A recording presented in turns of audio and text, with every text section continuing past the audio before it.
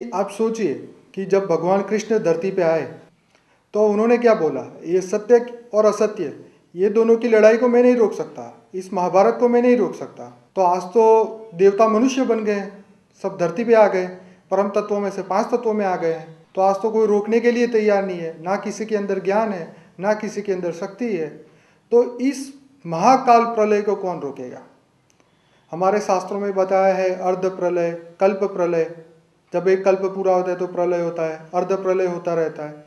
तो अब जो समय है वो बेहद का महाकाल प्रलय, मतलब कोटि कोटि ब्रह्मांडों का महाकाल प्रलय। अब हम सोचेंगे ऐसा क्यों, अब इसकी क्या जरूरत है? इसकी जरूरत क्यों नहीं है? देखिए, जब रचना आउट ऑफ कंट्रोल हो जाती है तो बाप क्या करता है? डंडा लेके उसको मारता है। तो आज देखो पूरे संसार आउट ऑफ कंट्रोल है, कोई रोकने वाला नहीं है, कोई बचाने वाला नहीं है, कोई ज्ञान समझाने वाला नहीं है कि ये ब्रह्मांड कैसे बने, क्यों बने, ये ब्लैक होल कैसे बन रहे हैं, किन के संकल्पों से बन रहे हैं। देवता कहाँ चले गए? हमारे 33 कोटि देवता कहाँ है?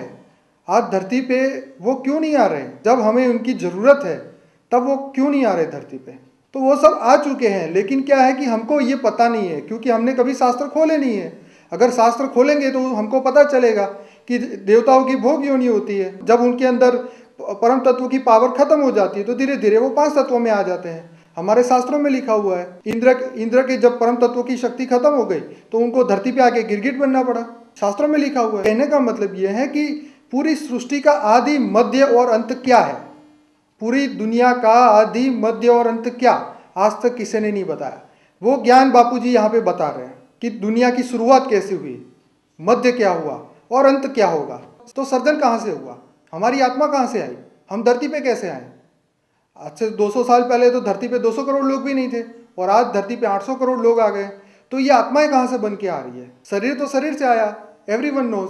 कहने का मतलब ये है कि हम कौन थे, कहाँ से आए हैं, ये ज्ञान हमारे पास है ही नहीं, और हम कभी जानने की कोशिश भी नहीं करते। अगर हम किसी को पूछे कि भाई आपकी एज कितनी है, तो बोले 50 साल 60 साल, तो ये तो हम अपनी बॉडी की एज बता रहे हैं, लेकिन हमारी आत्मा की एज क्या है? कितने कितने शरीर बदल के आप आ रहे हैं धरती पे, और कब तक बदलते रहेंगे?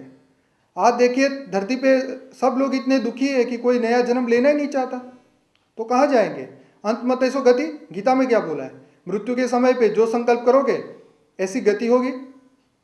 अगर आपने भगवान को याद किया, विष्णुपुरी को याद किया, शंकरपुरी को याद किया, रामपुरी को याद किया, तो वहां जाओगे। अगर यहीं माया में रह गए तो यहीं पे रहोगे, अपने ही घर में रहोगे भूत बन के। आत्मा तो जाने वाली नहीं है, आत्मा का तो अस्तित्व रहने ही वाला है, कोई उसको मिटा नहीं सकता।